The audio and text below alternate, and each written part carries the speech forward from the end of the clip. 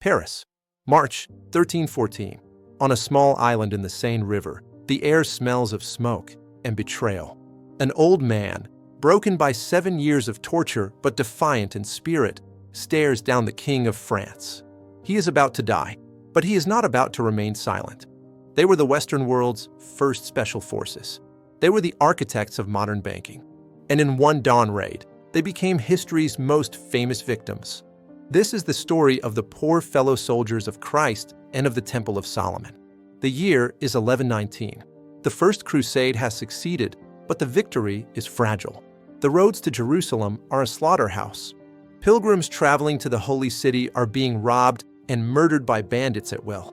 The Holy Land needed a shield. Enter Hugues de Payens. He and 8 relatives approach King Baldwin II of Jerusalem with a radical idea, a monastic order of warriors. Monks who do not merely pray, but kill for Christ. The king grants them a headquarters on the Temple Mount, directly above the ruins of Solomon's Temple. They called themselves the Poor Fellow Soldiers.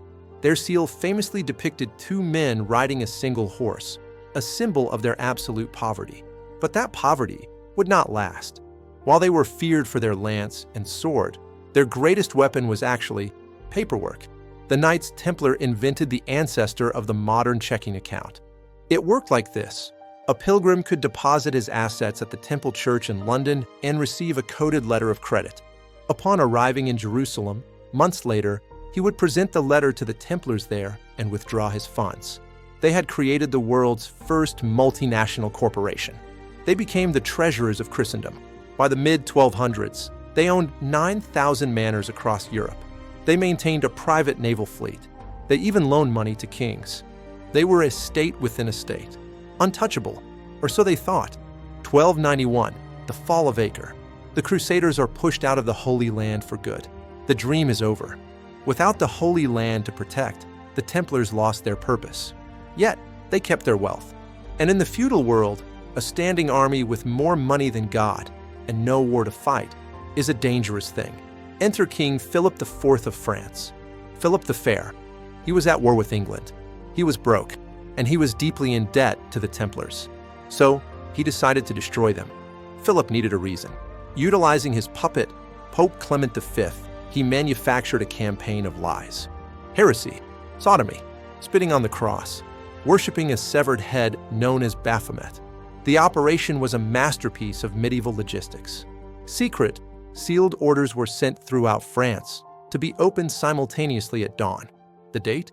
Friday, October 13th, 1307.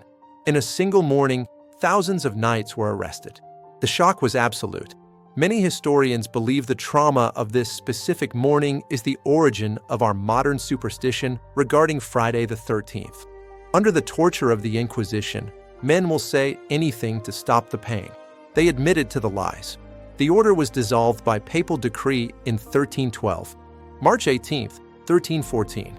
The last Grand Master, Jacques de Molay, is tied to the stake. At the last moment, he recants his confession.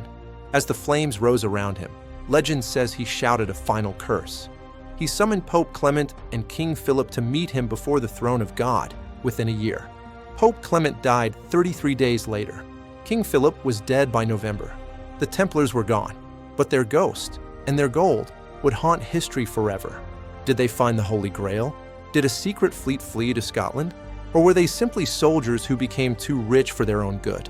The truth is buried in the ashes of history. This has been Channel Name. Subscribe for more. Until the next Chronicle.